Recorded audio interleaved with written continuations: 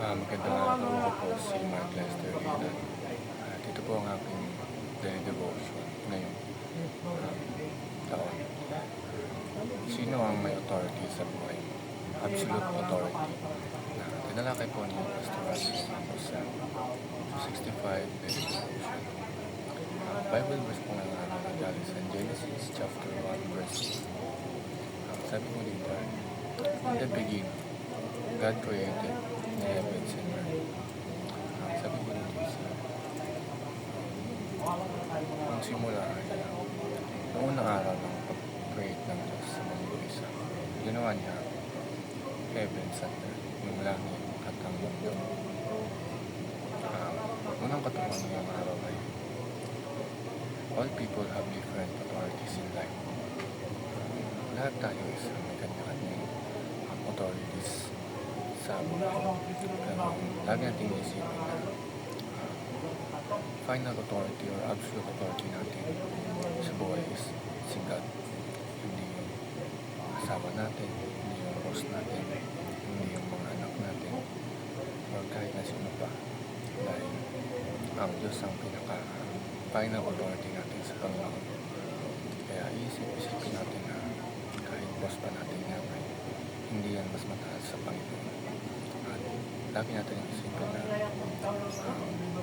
ang Diyos ang may authority sa buhay natin dahil siya yung gumawa sa atin. Second teaching is God and His Word is our absolute and eternal authority. Yung mga salita ng Diyos ang authority natin. Dito tayo nakabase. Dito tayo sumusunod sa Panginoon. Dahil ang Diyos ang may authority sa buhay natin na sa Kanya tayo nakikinig upang mabago at maayos ang ating buhay. At ang Diyos ang may nakakaalam kung anong mas magandang plano sa atin. Ang last teaching is we shape our lives and decisions based on God's absolute authority.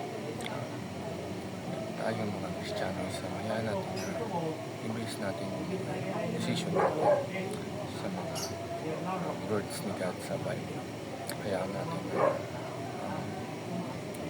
ang mga salita ng Diyos umubog sa pagkatao natin. I-practice natin na Diyos lamang tayo magkikinig o magpapahubog. Hayaan natin siya na baguhin tayo at alisin yung bad ways na ginawa natin. At hayaan natin na siya yung mag-alis lahat ng kasalanan natin. Dahil Diyos naman talaga ang naligtas natin. At hayaan natin na umugin niya tayo. Araw-araw tayong mag-aral ng Bible. Decisions ko sa devotion ng araw ay sino ang may authority sa buhay mo. Decisions ko sa ang Diyos ang may authority sa akin dahil araw-araw akong nag-devotion para sa Kanya. Lahat ng ginagawa ko is para ikaw ang ng Diyos.